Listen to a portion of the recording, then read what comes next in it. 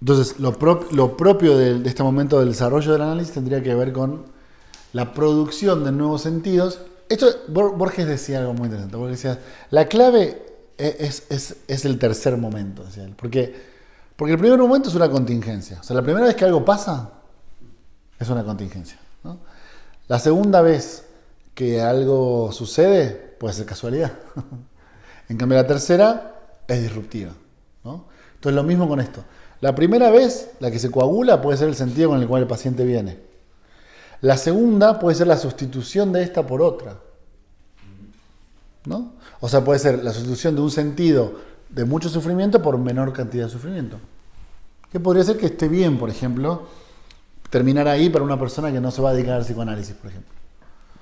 Pero la tercera te brinda la noción de que cualquiera puede haber sido. Que fue esta, y fue esta, y puede haber sido cualquier otra. Y de acá en más puede ser cualquier otra también. Pero ya todas pierden el valor de haber sido la verdad, la única verdad, ¿entendés?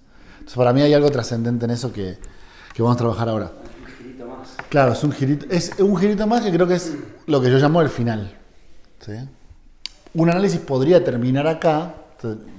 Si una persona, no sé, tiene una verdulería y viene porque algo le hace sufrir y ese sentido cambia y quizás con eso que cambia deja de venir y no viene nunca más. Perfecto. Pero lo que nosotros vamos a trabajar es más allá de ese tipo de interrupciones o de ese tipo de finales, cómo podríamos entender final como algo que sea diferente de la modificación del sentido y que implicaría un término del tratamiento, ¿sí? Pero antes, ¿querés leer lo de Galeano? Contanos un poquito qué es y... Ahí conversamos con Juan recién en esta idea de olvidar, digamos, que algo se ha dicho, en esta idea del síntoma. Hay un texto de Eduardo Galeano, que se llama La burocracia 3, está en el libro de los abrazos, muy breve, pero me parece que está muy bueno, representa muy bien esto. Dice: Sixto Martínez cumplió el servicio militar en el cuartel de Sevilla. En el medio del patio de ese cuartel había un banquito. Junto al banquito, un soldado hacía guardia. Nadie sabía por qué se hacía la guardia del banquito. La guardia se hacía porque se hacía noche y día, y todas las noches, todos los días, y de generación en generación, los oficiales transmitían la orden y los soldados la obedecían. Nadie nunca dudó, nadie nunca preguntó. Si así se hacía y siempre se había hecho, por algo se haría. Y así siguió siendo hasta que alguien, no sé qué general o coronel, quiso conocer la orden original. Hubo que revolver a fondo los archivos y después de mucho hurgar se supo. Hacía 31 años, 2 meses y 4 días, un oficial había mandado montar guardia junto al banquito que estaba recién pintado, para que a nadie se le ocurriera sentarse sobre la pintura fresca.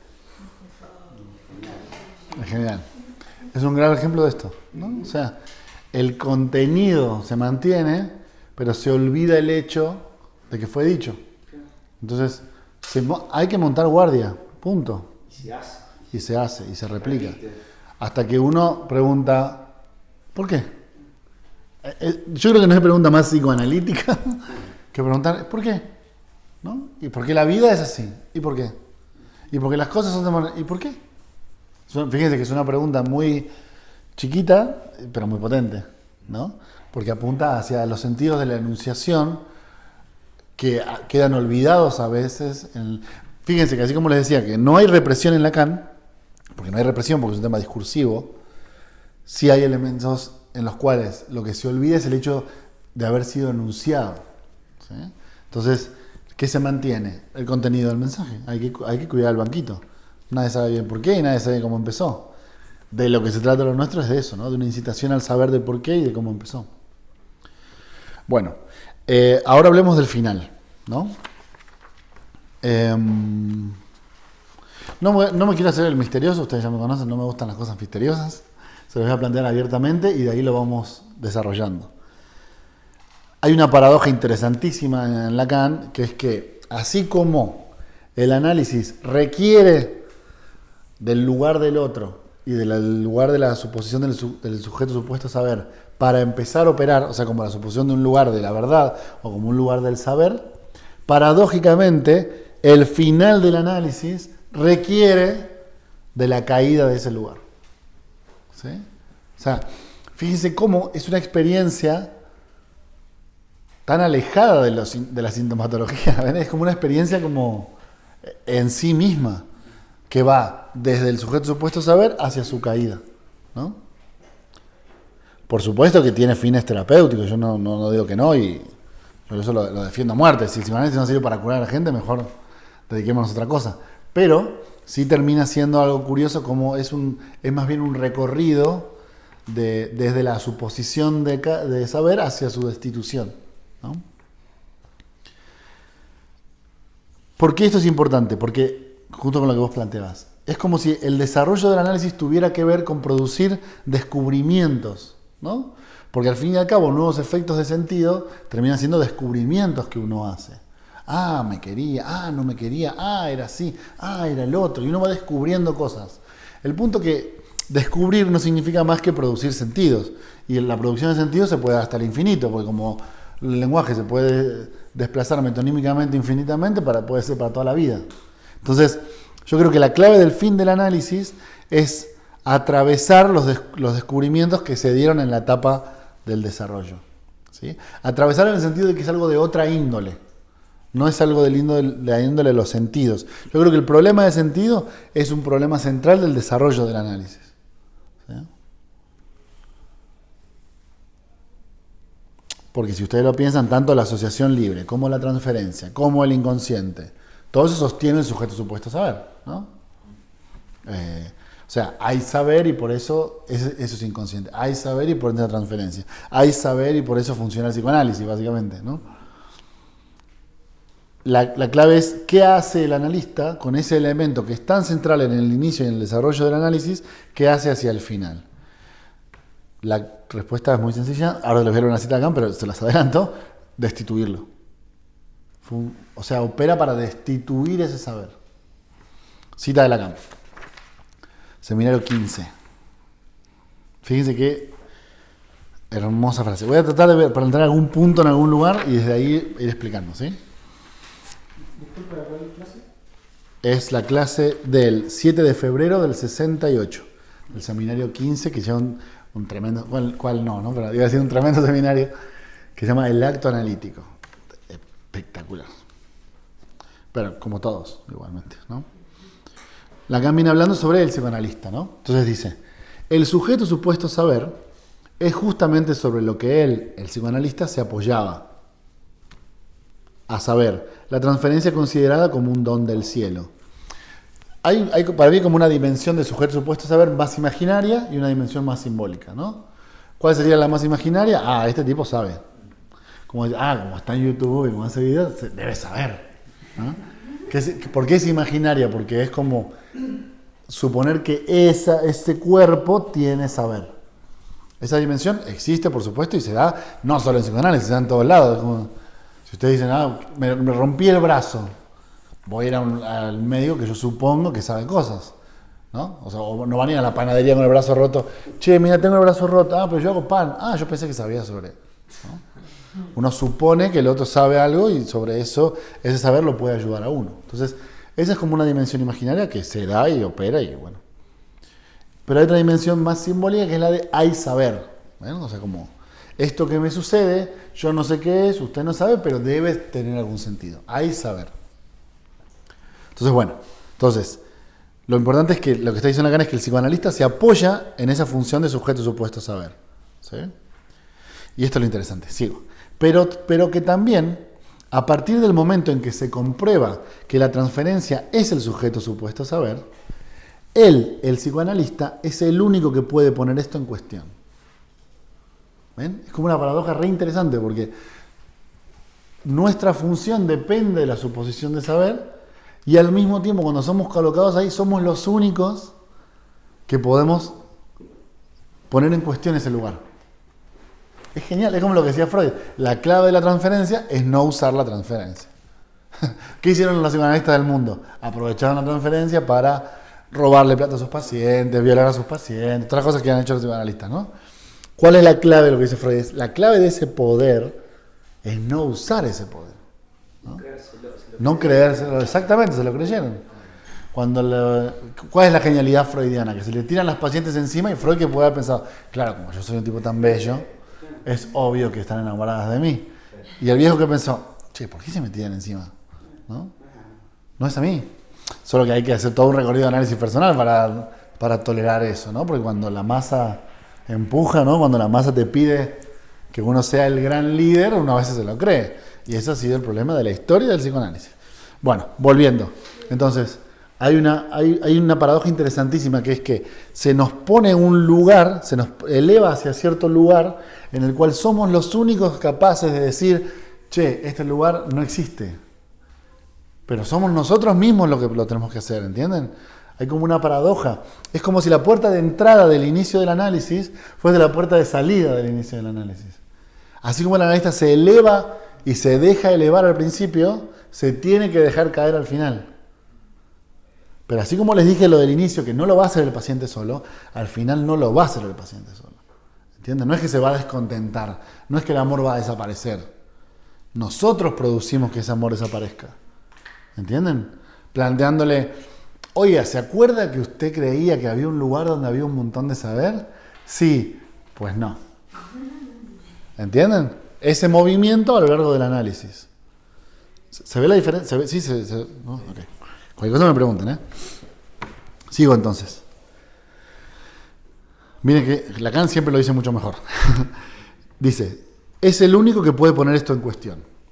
Es que si esta suposición es en efecto muy útil para embarcarse en la tarea psicoanalítica, la suposición de saber es fundamental para poder embarcarse en un análisis, porque si yo no supongo que esto significa algo, ¿para qué le voy a pagar una fortuna a este tipo para que me escuche las estupideces que vengo para decir? Solo funciona si yo supongo que esto tiene un sentido.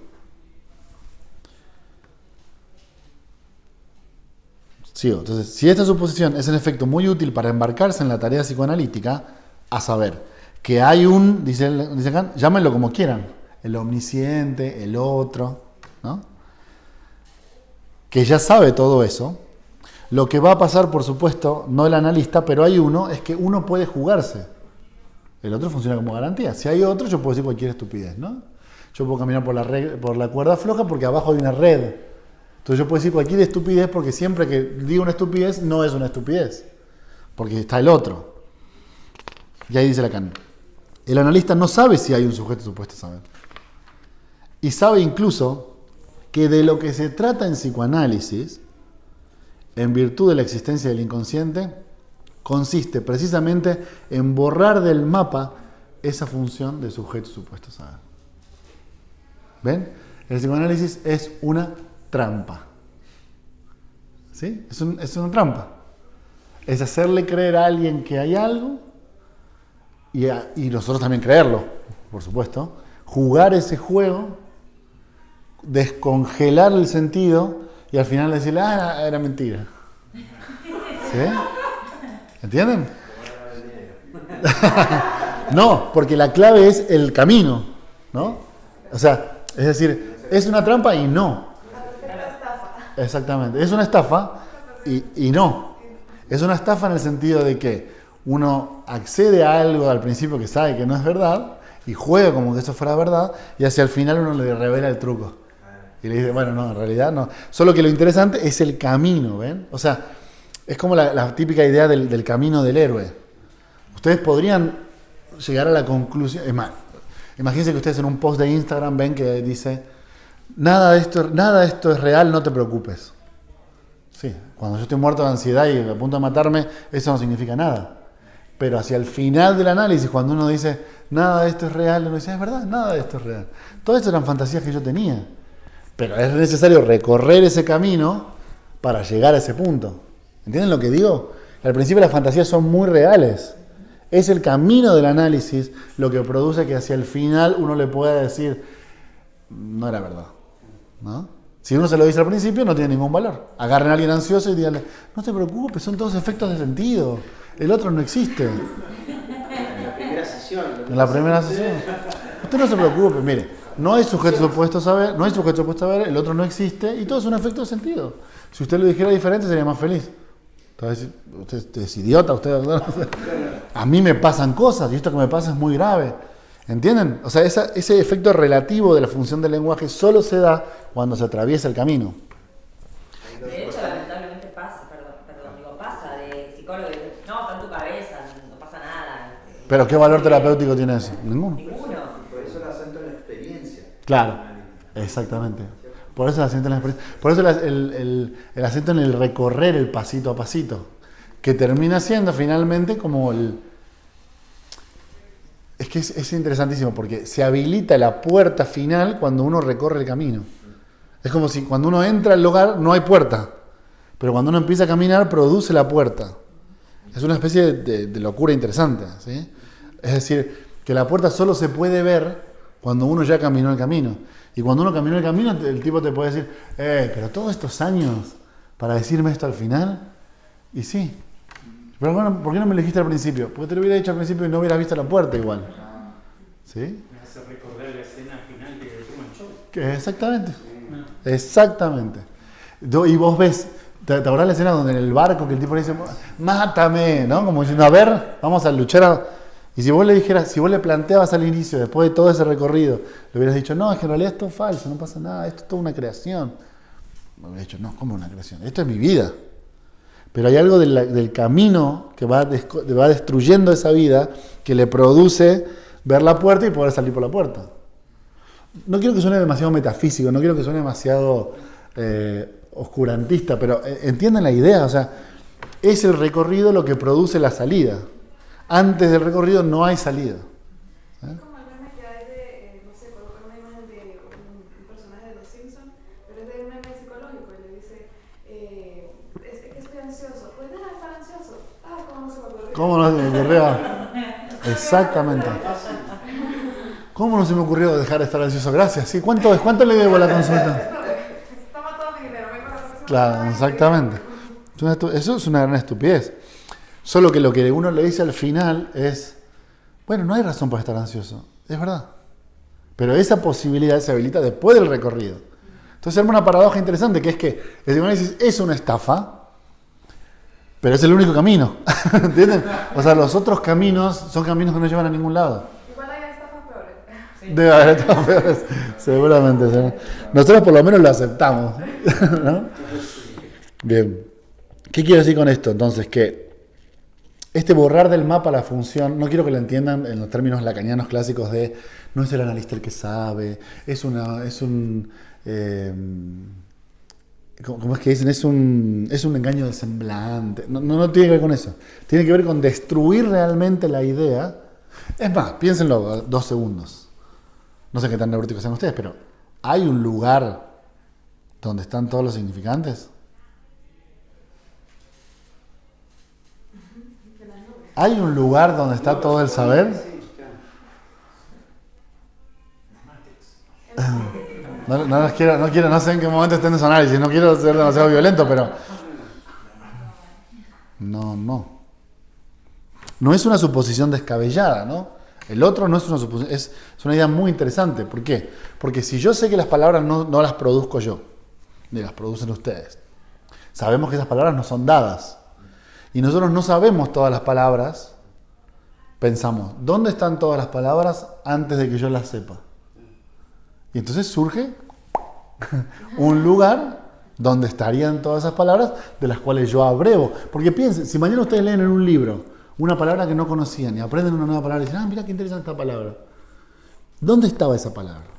¿Dónde está el total del lenguaje antes de que nosotros lo sepamos? Ahí surge la suposición del otro. ¿Ven? Debe haber un lugar donde estén todos los elementos significantes. Y si ustedes relacionan todos los elementos significantes entre sí, producen todo el saber. Ahora, piénsenlo fríamente. Hay un lugar, hay un señor con barba sentado en una nube. ¿Ven? Ese es el problema. O sea, porque si no lo hay, entonces no hay garantía. ¿Entienden cuál es el conflicto? Entonces, acercarse a eso desde una posición muy neurótica es difícil. Uno se va acercando a medida que se va neurotizando cada vez menos. Ahora sí. Pero la duda que me surge ahí es el entender de que no hay un lugar donde están todos los significantes, ¿es lo mismo que decir que el otro no existe? Sí. Porque en el fondo, o sea, nosotros, que supone que, o sea, aquí estamos como, se supone que somos personas como relativamente normales. Ajá. Gracias. Se supone. Gracias Gracias por suponer eso gracias por suponer eso de nosotros. Me quité un peso. Bueno, siguiendo Sí, dale, dale. eso, se supone que nosotros necesitamos de alguna forma al otro. Claro. ¿Sí? Y no somos si no está el otro. Exacto. Exacto. Entonces ahí está la encrucijada también de... Es una gran... Te adelantaste un montón, pero te lo respondo porque... para mí el problema como todo, el problema de la inexistencia del otro no es una respuesta cabal y final. O sea, para mí que el otro no exista no significa... Esta no es una idea mía, es una idea de Miller. Que el otro no exista no significa que el otro no sea. Y cuando es, en el sentido lingüístico, opera. Por ejemplo, yo ahora cuando me vuelva, si el avión tiene turbulencia, voy a mirar arriba y decir, ay no, por favor. ¿Por favor qué? Claro, señor de barba, ojalá que sí. Lo que dije en el seminario era broma. ¿Entendés? O sea, es como es la función intermitente, porque todo tiene ese efecto. Todo lo que produzca el significante tiene ese efecto. Que a eso le llama Lacan inexistencia, o castración, o barramiento, o división, como le quieras llamar, que significa, tiene una existencia intermitente. Entonces, no es que esencialmente es algo, en los términos de tiene su esencia y no muta, sino que aparece y desaparece como se lo articula. Entonces, cuando yo estoy acá tranquilo entre ustedes, sí, el viejo ese, no sé qué. Cuando me subo al avión y la cosa se complica, no, perdón. ¿Entendés? Y cada vez que yo vuelvo a restituir al otro, se vuelve a restituir. Y después vuelve a...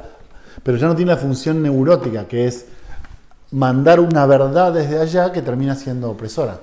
Que es el problema del grafo del deseo. Porque si yo tengo el otro establecido en los términos de ¿qué me quieres?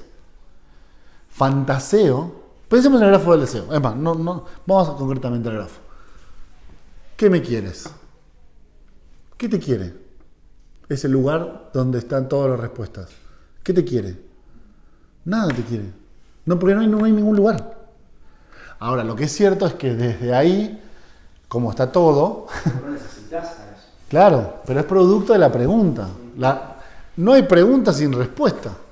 Entonces yo pregunto, ¿qué me quieres? Lacan dice, uno recibe su propio mensaje en forma invertida. Porque yo lo planteo como pregunta y lo recibo como afirmación. ¿Qué me quieres? Y tú me dices, te quiero algo. Y eso lo que hace es solidificar este problema. Ahora, lo que tú dices es cierto. ¿Se puede seguir existiendo sin otro? No, porque cada vez que hablamos se vuelve a restituir el otro. Pero no tiene la misma función potente que tiene la neurosis, que es la de la solidificación. Entonces yo puedo hacer bromas de Dios, puedo hablar de Dios, puedo interactuar con Dios. No digo que no crea que Dios exista.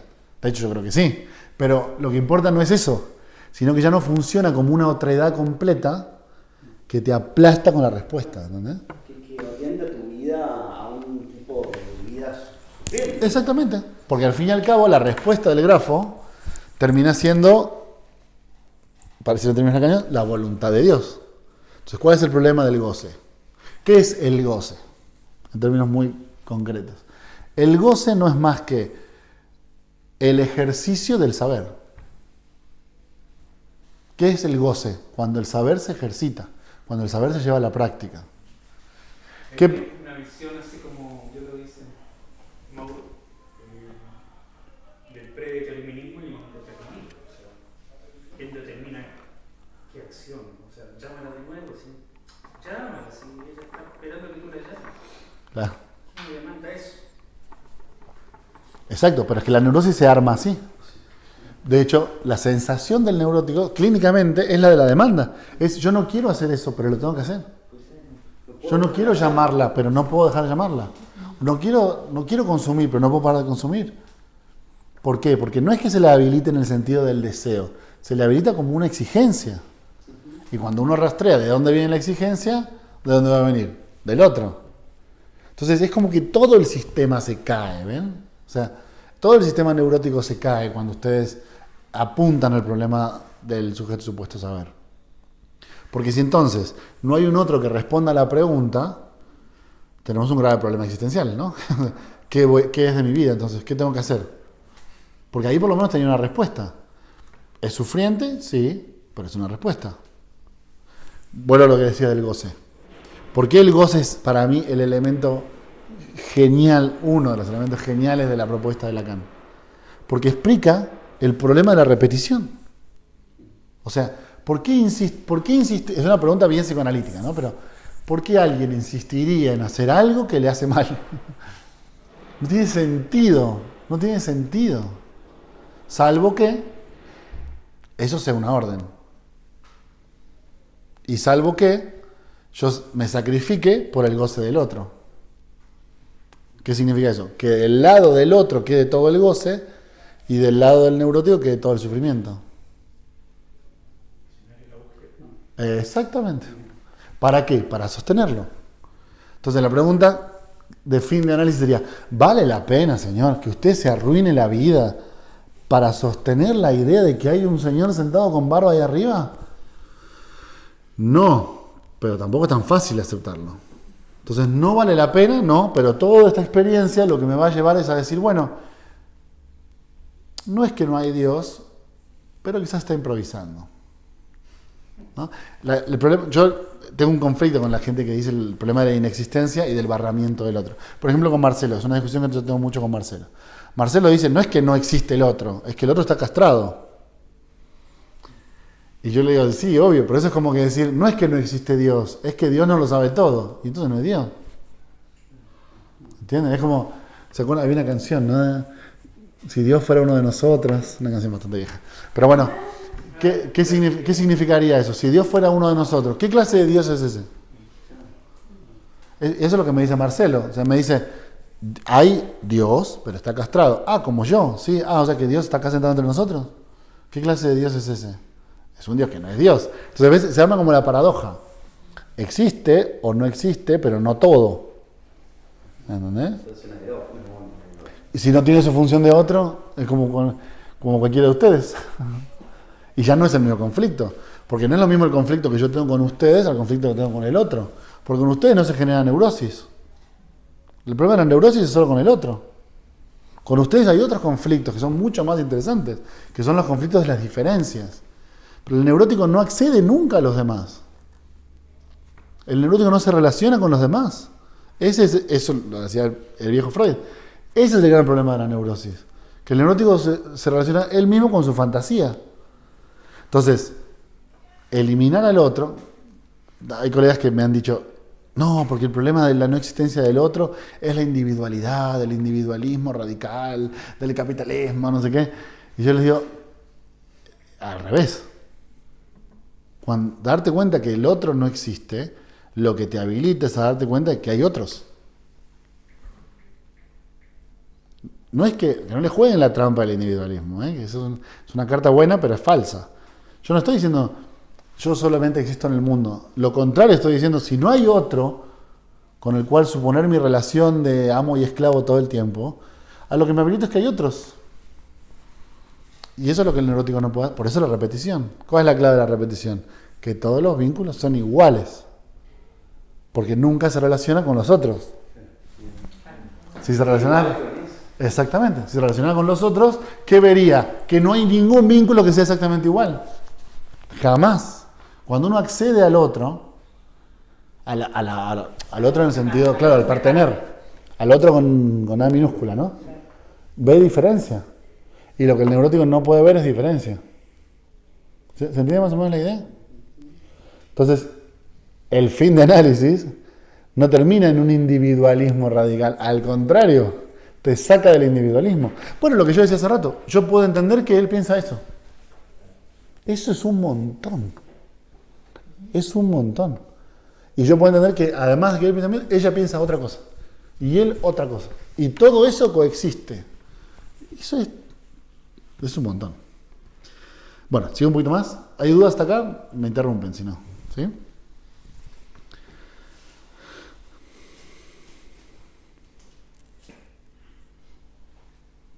Entonces, bueno, tu pregunta me habilita otra pregunta que es interesante, que es, entonces, si el otro no existe el saber. Sí y no. La respuesta es siempre sí y no, ¿no? O sea, ¿hay algo de saber? Y sí, algo de saber hay. De hecho, si articulamos significantes, es lo que estamos haciendo hoy, llegamos a ciertas conclusiones, las compartimos. Ese saber es el saber último, unificado de la vida. No. O sea, lo que no hay es el problema de Lacan, lo cual esto nos tiene que hacer pensar muchísimo. El problema de Lacan es el uno. O sea, la gran crítica que hace Lacan es al uno, a la unidad, a la unificación. Él tiene el seminario 8 tiene una clase donde habla sobre la irrisión de la esfera, dice Lacan.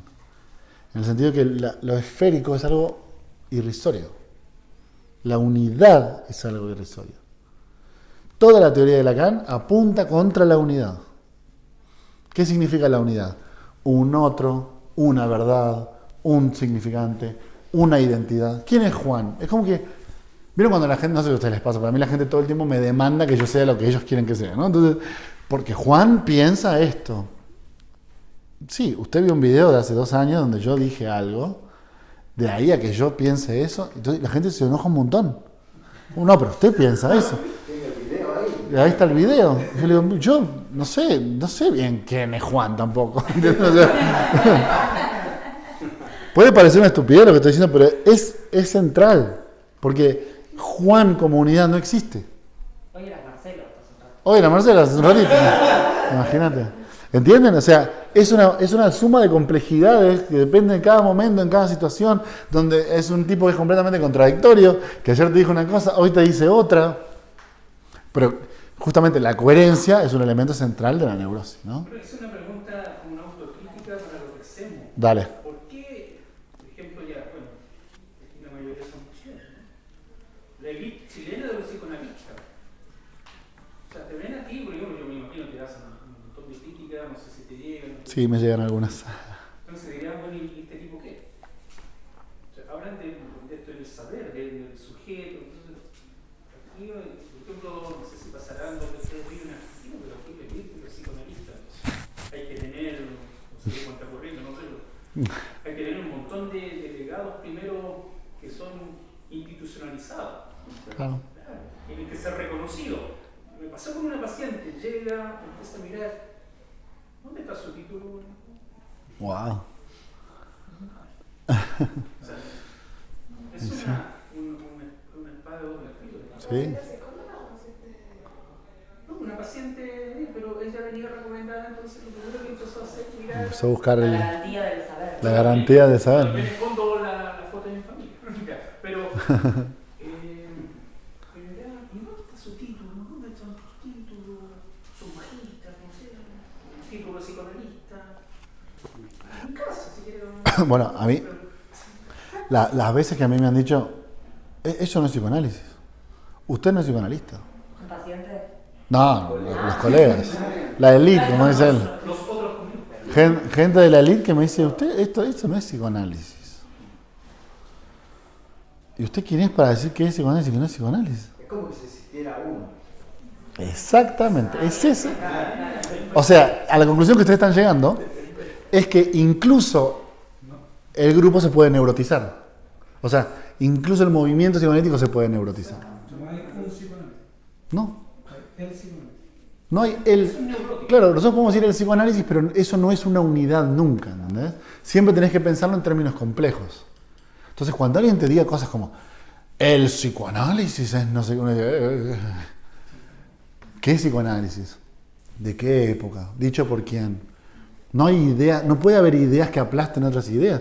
No puede haber gente con títulos que aplaste a gente que no tiene títulos. O sea, es como que porque yo no tengo tal título, mi idea no vale y otra idea sí vale porque la dice alguien con título. ¿Entienden? Es como, es neurosis, literalmente neurosis. Debe haber una garantía de saber y nosotros vamos a buscar esa garantía de saber. Y el que no esté en esta garantía de saber, no sabe. Neurosis. Porque ¿qué es lo complicado? Y hay que aceptar que es complicado, ¿no? Pero ¿qué es lo complicado de esta otra perspectiva? Que yo no le puedo decir a ninguno de ustedes si ustedes son analistas o no, porque yo no soy quién, porque yo soy un colega igual que ustedes. Y si yo me entero que ustedes hacen flores de Bach, tiran tarot y después interpretan y se hacen llamar psicoanalistas, yo me tengo que callar la boca. Porque aunque no esté de acuerdo con ustedes, que eso sí lo podemos discutir, yo esto no lo haría por esto no lo haría por el otro, pero nadie me dio a mí la capacidad de decir quién es psicoanalista, ni a mí ni a nadie. Por eso no es casualidad que la conclusión de todo esto de Lacan sea, el psicoanalista se autoriza a sí mismo. Porque no hay otra forma de autorización que no sea suponer de nuevo la existencia del otro. ¿Entienden? O sea, si yo necesito que venga otro para garantizarme, necesito sostener que haya otro que sepa. ¿Y saben quién sabe todo? Nadie. A mí me han llegado cosas a decir, no, de que tú tienes que psicoanalizarte con fulano. En Santiago, fulano tiene que psicoanalizarte. Si no, no. Si no, no. Si no, no vale. Si no, no es. Pasa todo el tiempo, ha pasado todo el tiempo. Yo creo que la misma existencia de Lacan en el psicoanálisis es un síntoma de ese problema. Creo que Lacan lo trata de resolver y creo que fracasa. Porque ya que estamos hablando de esto, si ustedes piensan hoy, los testimonios de Pase se han convertido en el mismo problema que Lacan quería resolver. Que es, tiene que haber un jurado que me diga si mi testimonio, no sé qué, no sé cómo evaluarlo, pero si mi testimonio es digno o no es digno. ¿De qué? De lo que ellos crean, claro. ¿Lo tiene o no lo tiene? ¿Entienden? Como la restitución del otro en la institución. Por eso la institución tiene ese problema, que es que no es otra forma que restituir la lógica del otro, del un saber. Porque, insisto, nadie dice que no haya saber. Es más, podemos ni siquiera estar de acuerdo, podemos discutirlo. Ahora que veamos, por ejemplo, la parte práctica de la tarde, cada uno seguramente va a tener su visión de cómo decir cada cosa, pero lo que no podemos hacer es decir al otro, eso está mal. Eso está mal, porque eso no es psicoanálisis. Porque yo no tengo ninguna autoridad para hacer eso. Ni yo, ni nadie. A menos que yo funde una institución donde supuestamente me garantizo y donde supuestamente esa institución me dice, Juan vale más que ustedes y Juan les va a decir lo que tienen que hacer y lo que no. Pero claro, eso ya es... O sea, ¿para qué hacer un análisis? Para eliminar el problema del otro y después restituir el problema del otro en psicoanálisis. Es un contrasentido, ¿ven? Pero la respuesta yo la tengo. ¿Para qué? Porque lo otro es súper angustiante. Lo otro es súper angustiante. Porque ¿saben cuál es la respuesta al otro? No sé. ¿Y cómo sé que lo estoy haciendo bien? No sé. ¿Y cómo sé cuando ya estoy listo? No sé. ¿Y cómo sé cuando...? Es que no sé, chicos, no sé. O sea, te puedo decir una idea, te puedo compartir lo que pienso, pero... De ahí a que puedas usar lo que yo digo, como que es lo que hace la gente con los videos, ¿no? No, Juan dice, no se tome muy en serio lo que dice Juan, porque no siempre dice lo mismo. Lo mismo pasa con Lacan. No se tome muy en serio lo que dice Lacan, porque no siempre dice lo mismo. Es más, generalmente dice lo contrario. Y con Freud también, y con todo, porque no... Exactamente, pero es que ahí es donde uno dice, me parece, claro, esto todo tiene sentido porque eran seres humanos que dicen cosas que se les ocurren en el momento. Eso es lo que pasa con los pacientes, digo, ¿no? Yo sé de esto de la unidad, ¿no? Yo sé porque yo lo digo, porque yo lo conozco, y después al rato están diciendo otra cosa. Exactamente. Pero nuestra función clínica sí es atacar ese punto. Lo que le estoy preguntando es, ¿no será nuestra función teórica también atacar ese punto? ¿Entienden? O sea, no es conveniente que así como clínicamente destruimos la neurosis de esa gente, ¿no convendría que teóricamente destruyamos también la otra neurosis? Que cada vez que alguien nos dice hay un saber, nosotros digamos, hey, como Jana Lush, que cada vez que alguien diga esto no se hace, el tipo levanta el micrófono y dice, ¿y eso quién lo dice? No porque no estemos de acuerdo. Quizás Jana Lush está de acuerdo en que no hay que acostarse con los pacientes. De hecho, yo estoy de acuerdo. Lo que no estoy de acuerdo es que alguien se arrogue la capacidad de dar una regla general. En eso no estoy de acuerdo. ¿Entienden? Entonces, yo creo que el problema de la institución psicoanalítica es que se ha neurotizado. Se han neurotizado. Y el cambio que trata de hacer Lacan contra la estandarización de la práctica, contra la función de la internacional, porque es más, vamos a... Uy, qué tarde que es. 3 minutos y termino. Esto no lo planeaba decir, pero lo voy a decir igual. ¿Cuál es la crítica de Lacan a la internacional? Piensen los 2 minutos. La estandarización de la práctica. O sea, que a él se le ocurre... Después discutimos si estamos de acuerdo o no estamos de acuerdo con la sesión de evaluación variable. Eso es otro tema. Lo que les pregunto es, si hay un psicoanalista que plantea una idea y la articula teóricamente, ¿quién soy yo para echarlo del movimiento? ¿Entienden? ¿Quién soy yo para hacer lo que Freud le hizo a Jung? O lo que Freud le hizo a Adler? O lo que Lowenstein le hizo a Lacan. Entonces Lacan es un síntoma de este problema, ¿ven? Es la oveja negra que desde adentro del psicoanálisis, porque cuando la gente tira desde afuera no nos importa, ¿no? Los ignoramos cuando nos critican desde afuera. Pero desde adentro propone una idea, la misma institución lo excluye como si fuera un cáncer y el tipo arma su escuela. Ahora, lo que es muy interesante es cómo la misma escuela produce el mismo problema, ¿ven? O sea, Lacan se da cuenta muy clarito de eso. Dice, el problema que yo quise resolver con el pase es el problema del líder,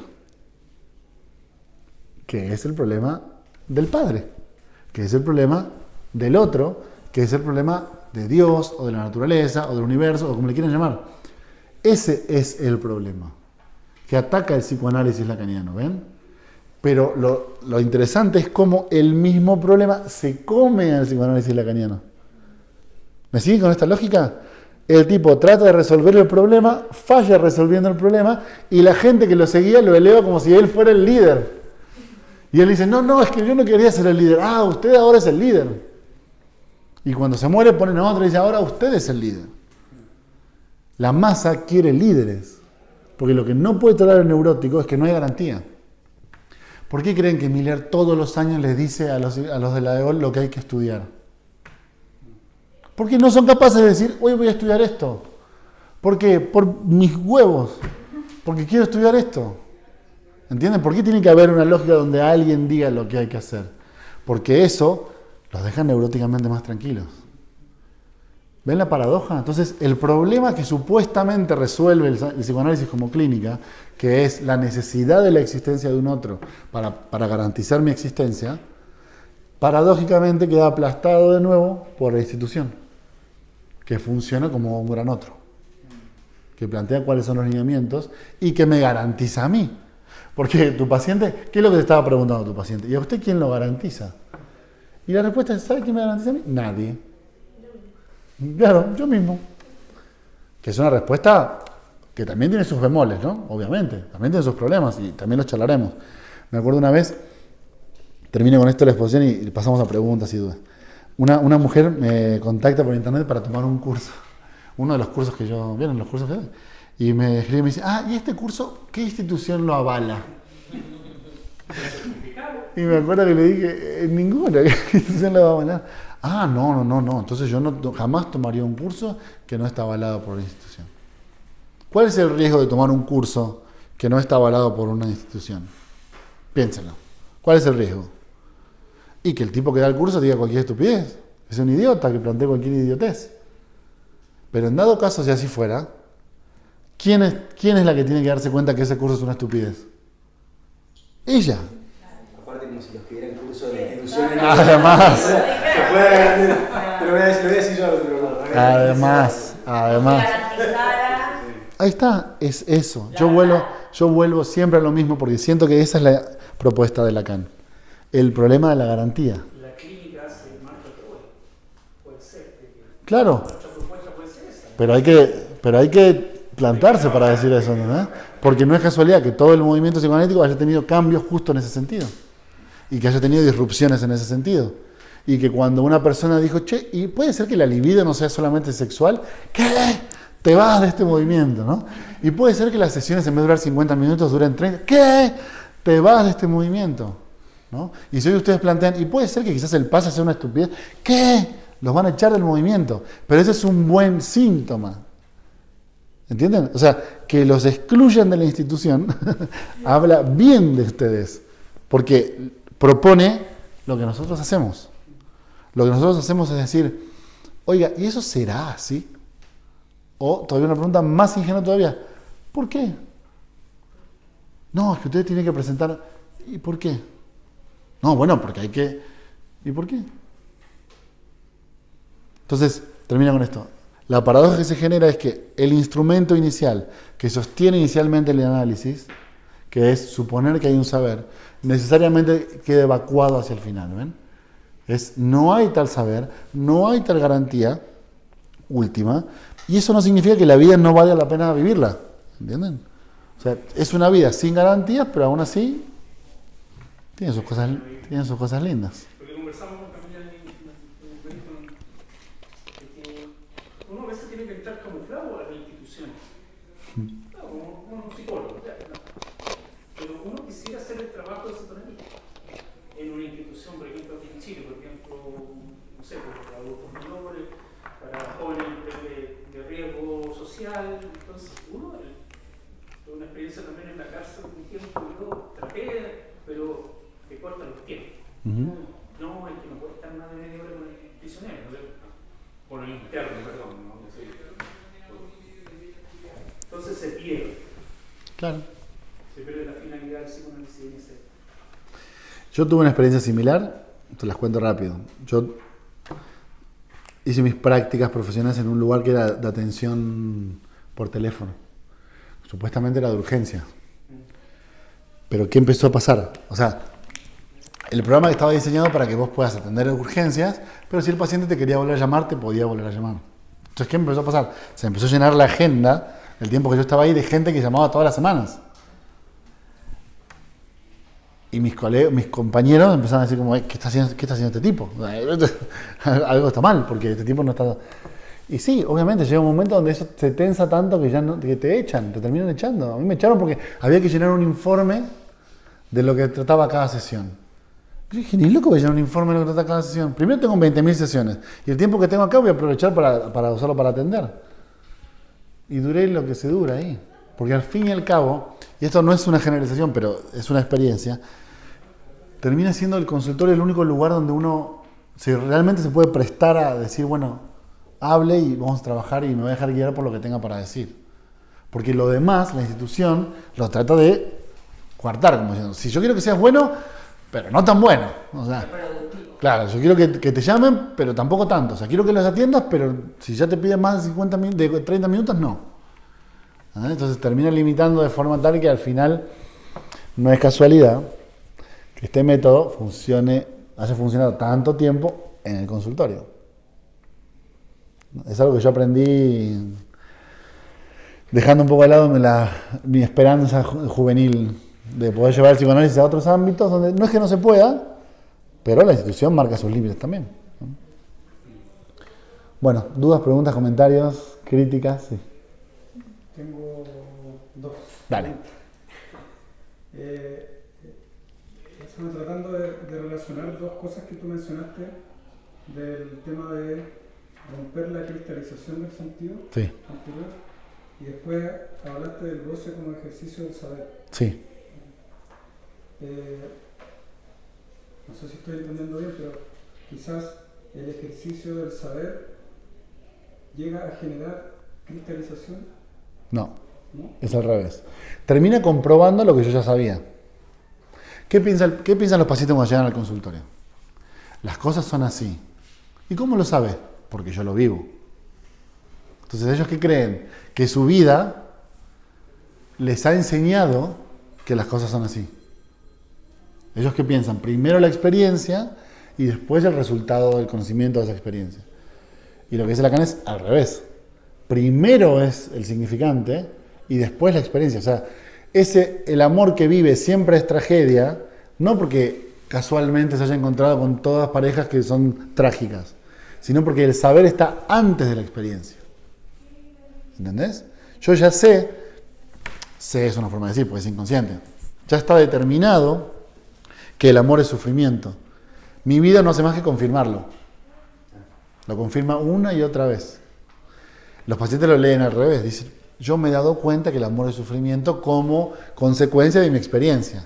Y en realidad es al revés, es primero el significante produce una forma de amar Y después el cuerpo la ejercita. Eso significa que el goce es el ejercicio del saber. Pero primero está el saber del otro. Y después el cuerpo lo que hace...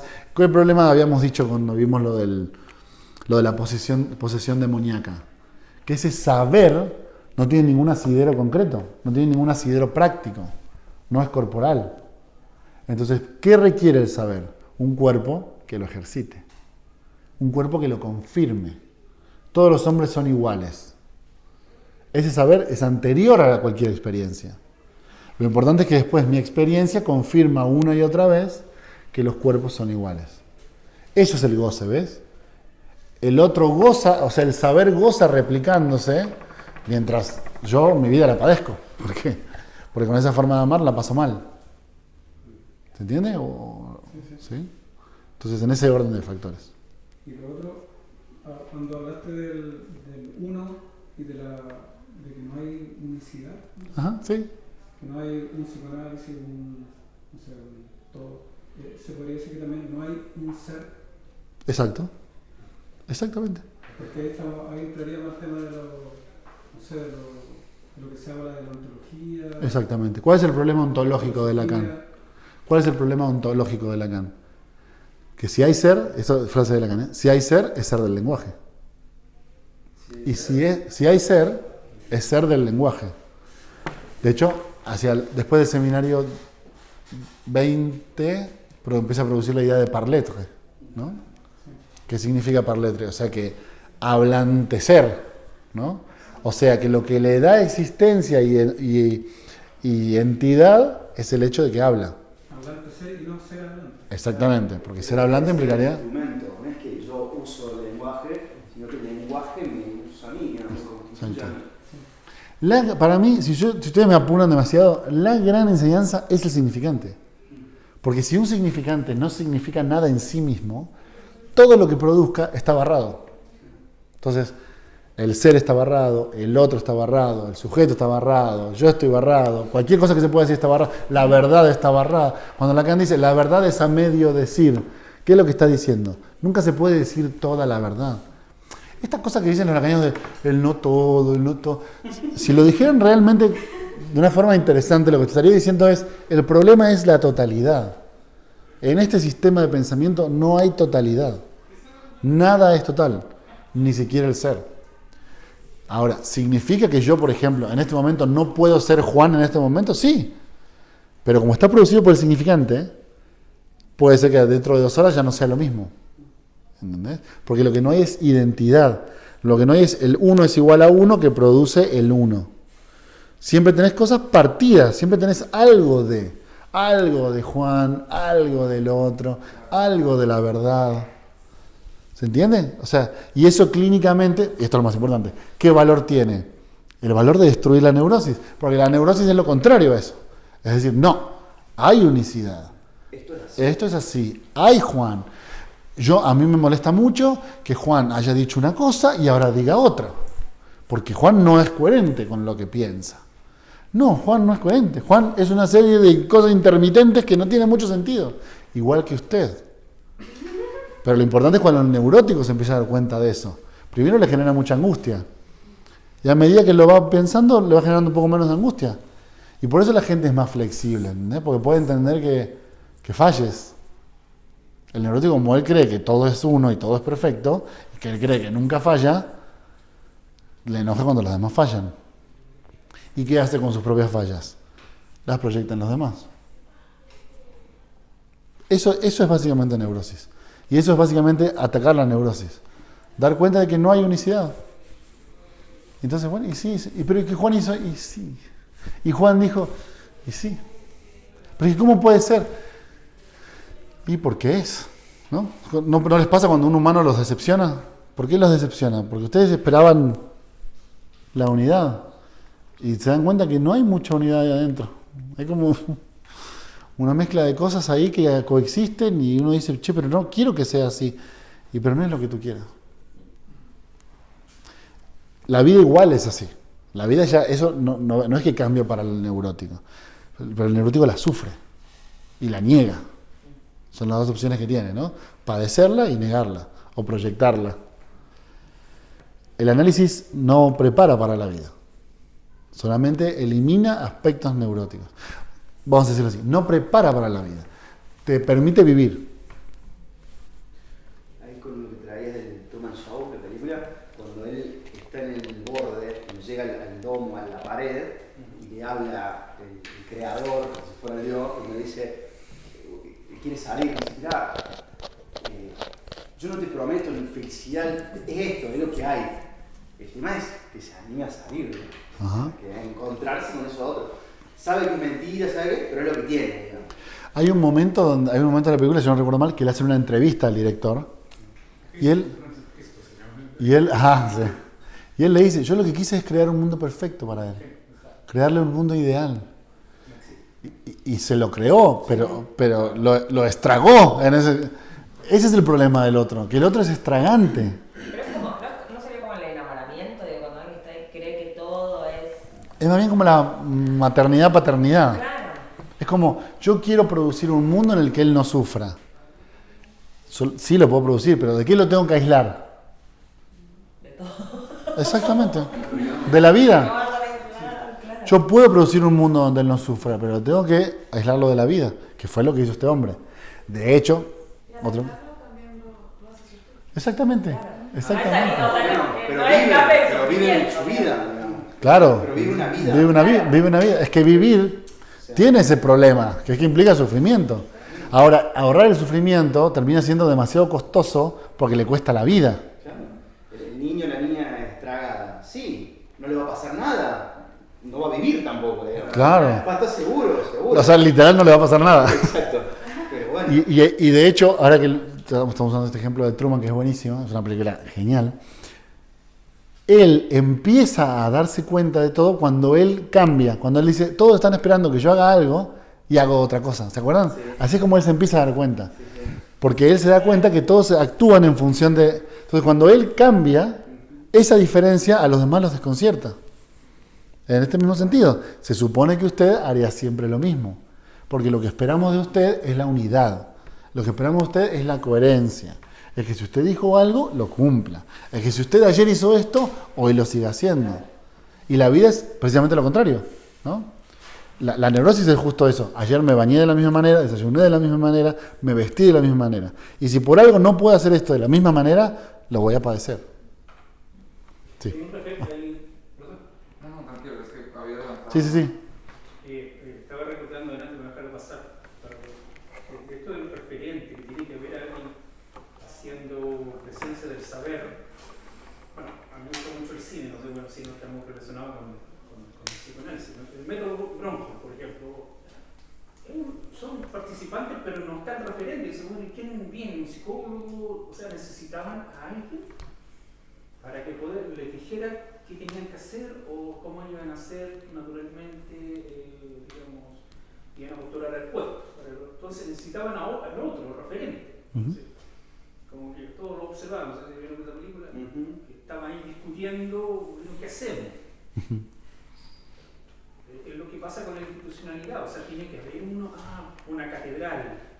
Nosotros somos capilla o somos, no sé, pero tiene que haber una catedral, un Vaticano, y para que diga, la voz del Papa, ¿hacia dónde vamos? Entonces, eso es lo que busca muchas veces esto, de que naturalmente, bueno, con el tema de esto del poder, del sometimiento, se le da al neurótico esa esperanza de decir, no, si tiene que haber alguien que venga y que diga qué tienes que hacer. Exacto. Se mantiene ahí, mejor no se cure, porque si se cure vamos a tener una liberación completa del ser humano y los que son activistas del poder dicen, no, mantengámoslo ahí igual que la droga. O sea, no, démosle droga. No, sí. Es que la institución tiene valor por eso, porque la misma gente la pide y le responde eso. ¿Qué quieres saber? ¿Cómo hay que hacer las cosas? Yo te lo digo. ¿Quién te garantiza? Yo te garantizo. Solo que vas a tener, como Truman, vas a tener que vivir como yo digo. Y cuando salgas de eso, te vas. Sí.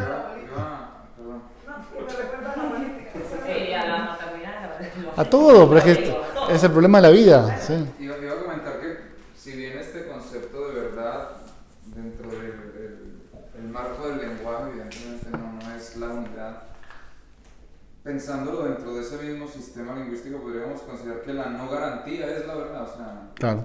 básicamente entonces análisis es, yo entro pensando que hay garantía y estoy hecho un 88 porque supongo que hay una que no conozco, pero la supongo y entonces la padezco y al final termino yo dándome cuenta, mira, lo que sí hay es ausencia de garantías. Exacto. Y ahí aparece nuevamente la pregunta, y entonces ¿ahora qué? No sé, es que ustedes no sé. Exacto.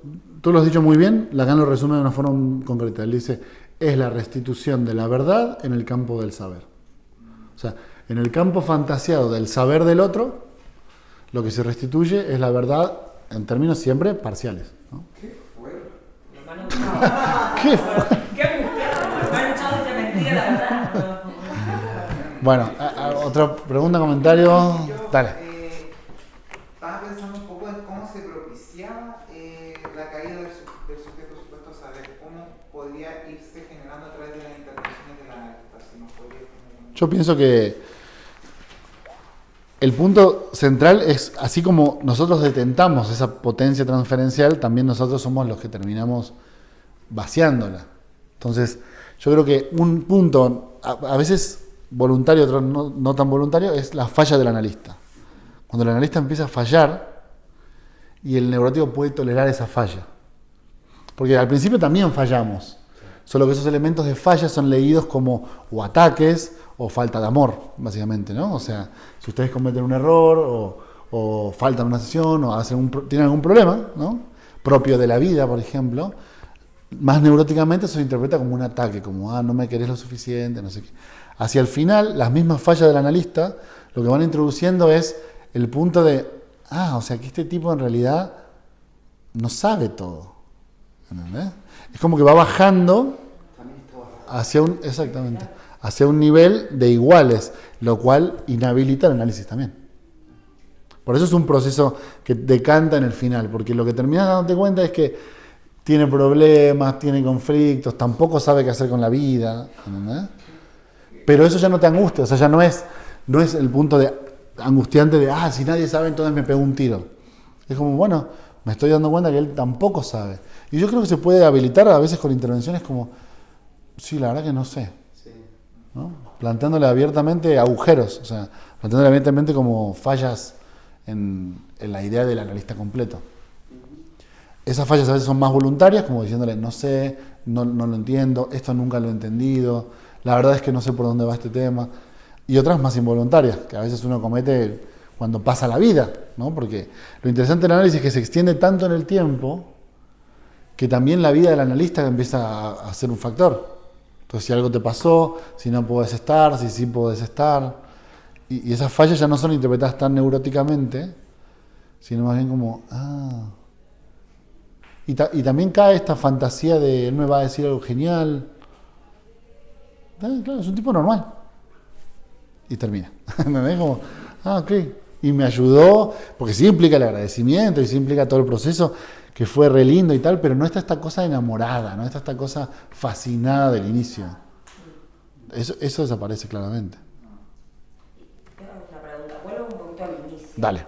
Cuando vos hablabas de, a veces uno no quiere atender a un paciente o... ¿Cómo decírselo? O sea, a mí se me vuelve un poco como complejo. ¿Cómo decirlo para no incluso angustiarlo, que no me quiere atender? O ¿cómo...? Yo pienso dos cosas de eso. Lo primero, plantear la idea como de vamos a probar, puede funcionar un poco. Igual hay mucha neurosis en el inicio, así que casi cualquier cosa es interpretada como amor o desamor, ¿no? Entonces es difícil. Y lo segundo podría ser, digamos, por ejemplo, si yo no tengo pongamos el ejemplo de la paciente esta que no atendí. Sí. Si yo no tengo la intención de atenderla, tampoco es justo que yo le haga una interpretación sobre sus conflictos inconscientes y culpe a eso para no atenderlo. ¿Entienden? O sea, yo le puedo decir, no te puedo atender porque vos sos demasiado agresiva y en este momento no tengo ganas de tolerar una transferencia tan agresiva. Claro. No sería justo decirle eso, porque esa interpretación sería agresiva, justamente, ¿no?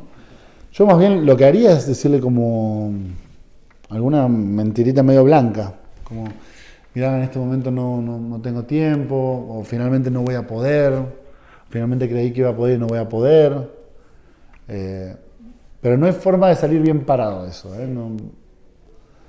No, o sea, Ok. Claro, porque como tiene que ver... Está bueno saberlo, Es que no hay porque- forma, porque como tiene que ver con la decepción, como tiene que ver con la decepción de la demanda, nunca Sí. vas a quedar bien parado.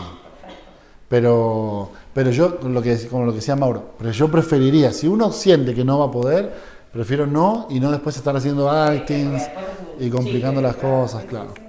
sí, Sí. Es siempre incómoda esa situación. sí. Sí.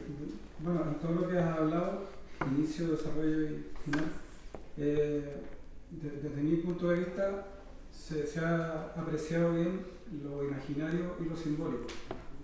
Pero lo que personalmente a mí me cuesta harto también es apreciar lo real, entendido como como lo imposible lógico matemático, entendido desde ese punto de vista, entenderlo en la clínica. Es genial esa pregunta. ¿Cómo, ahí es donde me han ocupado todo el rato? Bueno, lo primero que tengo que decirte es que no sé. Yo le veo un problema a la clínica de lo real. Y es que hay como un contrasentido, porque es como querer. Si la clínica se trata de lo real, no entiendo entonces por qué la abarcamos con palabras. Primer problema. ¿Sí? O sea, si el psicoanálisis es un método que está fundamentado en las palabras y en el análisis de las palabras, no me parece un buen método para acercarse a lo real. Si justamente la clave de lo real es que es inefable. Primer problema. No tengo respuestas, te planteo los problemas que yo he pensado. Primer problema. Segundo problema. Si se trata de cortar todo el tiempo lo simbólico para que aparezca algo de lo real, no entiendo en qué sentido eso es terapéutico. O sea, no entiendo por qué la aparición de lo real y del sinsentido disminuiría las neurosis. Yo creo que Que al sería revés. exponencial, digamos, Yo aumenta, sí. Sí, para mí es como incluso empeora la neurosis hacia otras cosas. Quizá más. Sí, no es que brota un poco más, ¿no? Porque yo lo que siento es que despierta mucha paranoia. Paranoia en el sentido de búsqueda de sentido, ¿no? Como, ¿por qué? Como en Truman Show, ¿por qué ese auto rojo pasa cada 3 minutos? Cuando uno se lo empieza a preguntar, claro, cualquier cosa puede tener sentido. ¿Por qué esa luz está prendida y no está apagada? Entonces, pienso que puede habilitar algo muy paranoico. Todo esto para decirte que la verdad que no sé. O sea, no entiendo cuál es la dimensión clínica de lo real. No sé si hay una dimensión clínica de lo real. Yo lo real en Lacan lo entiendo como esto que planteabas, como la fórmula escrita, que es el modo íntegro de transmisión y que no depende del problema del sentido del significante. O sea, la idea que Lacan en el seminario 18. Un discurso que no sería desemblante, ¿entendés? O sea, yo te pongo una fórmula y esa fórmula es lo real. Entonces hay una dimensión real, hay una dimensión imaginaria y hay una dimensión simbólica. ¿Sí? Lo real tiene más que ver con lo que decían de la Matrix, con la construcción de lo que después se me presenta imaginariamente. Ahora, no sé si la clínica tiene una dimensión real para mí. Y si es esta, no entiendo cómo funciona. Es todo lo que tengo para responder. Siguiendo lo que Lacan mismo dice de que esos 3 registros están anulados. ¿Están anudados? Entonces, no puedes en el fondo trabajar quizás como con uno o con dos, No. Siempre deberían estar los 3. Es que siempre están los 3. Entonces, ahí es donde... Y otra cosa, además, no pienso que... Quizás hay cosas que no abarcan todos los registros. Por ejemplo, ¿puede ser que el psicoanálisis abarque la dimensión simbólica e imaginaria de la existencia? ¿Y nada más? Así como quizás, no estoy inventando, así como la ayahuasca no trabaja la dimensión imaginaria, por ejemplo, o no trabaja la dimensión simbólica y apunta a elementos estructurales. No lo sé, pero lo que digo es, el psicoanálisis tiene que abarcar todos los registros de la existencia humana. Quizás no. Quizás está pensado para el problema neurótico nada más. Es volver a pensarlo como una unidad. Claro, es volver a pensarlo como una unidad, como un todo. Y quizás no. Nunca me había dejado tan tranquilo un no sé como respuesta. Me Bueno, desneuroticé. me alegra un montón que estés menos neurótico. ¿Cuánto te debo? Estoy entendiendo que tú consideras eso de la clínica de lo real como un acto. Exacto. Así como Como un acto. y todo eso, ¿no? Ellos le dicen así incluso, ¿eh? Sí, yo lo había pensado, o alguna vez, cuando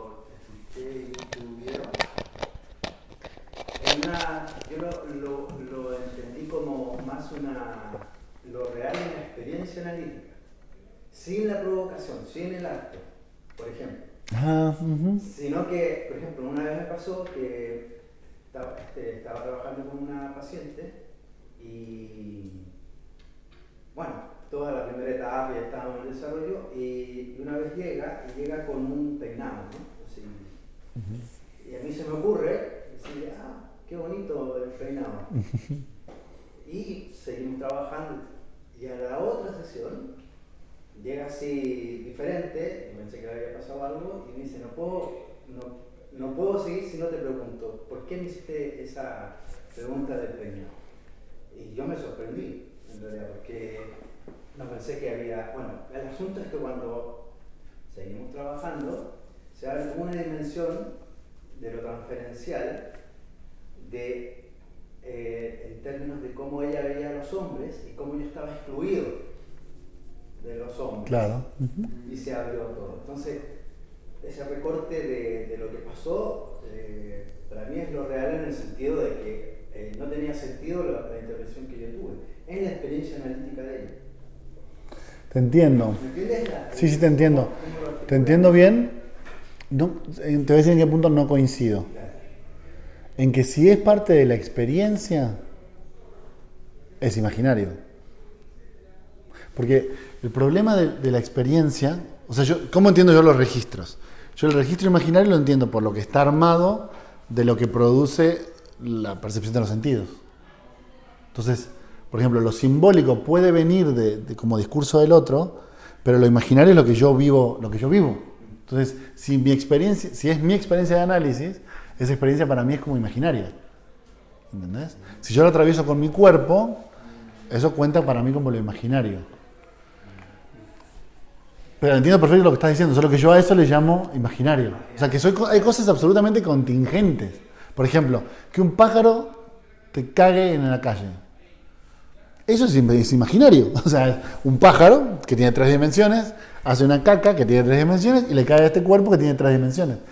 Y la percibe y la huele esa dimensión para mí es estrictamente imaginaria. Entonces, para mí la experiencia analítica, en el sentido de lo que yo percibo, entra en el registro del imaginario. Lo que no sé bien es qué función tiene lo real, quizás no la tiene, no lo sé. Recordar esto cuando fue lo del COVID, al principio, al menos en Argentina, mucho esto de lo real, que aparece, que irrumpe. Y, digamos, lo real, también hablando, ¿qué real? Si un virus es, o sea, un rato puede verse, ¿no es? Si es un virus es imaginario. Claro. Es como decir, el elefante es lo real. No. Claro. Si lo puedo tocar, ¿entiendes? O sea, si es una corporalidad de 3 dimensiones como un virus, eso. Si la única forma de... Sí. Si la única forma de hablar, o sea, es que miren, de hecho cae uno en lo mismo, de cómo se escapa uno de la estructura del lenguaje cuando con ella es con la que no se puede abrazar lo real, pero estamos condenados a usarla para hablarlo. Precisamente. Pero ese problema trasciende al psicoanálisis para mí, es un problema filosófico. Lo que digo es, necesariamente tenemos que traer dentro de la práctica el aspecto de lo real, o eso es algo que queda por fuera de lo nuestro. Lacan tiene una cita de Wittgenstein que es genial. Lacan dice, por supuesto que hay cosas inefables, pero de eso no vamos a hablar hoy. O sea, por supuesto que hay aspectos de la existencia que creo que son inefables. No sé si conviene que los abarquemos, tratemos de abarcarlos con palabras. Quizás lo que a nosotros nos compete, por eso hay como algo de delimitación y de cierta humildad también, ¿no? Como a lo que a nosotros nos compete es esto. Estas otras cosas raras no las podemos explicar y quizás no es nuestra función explicarlas, ¿no? No sé, pero descubrámoslo juntos. Sí, vamos viendo. O no todo, claro. Bastante tenemos con esto ya. Sí. Claro, esto ya es un montón. Esto es un montón. Exactamente. Bueno, gente. Bueno, ¿dejamos por ahora acá? Sí. Excelente.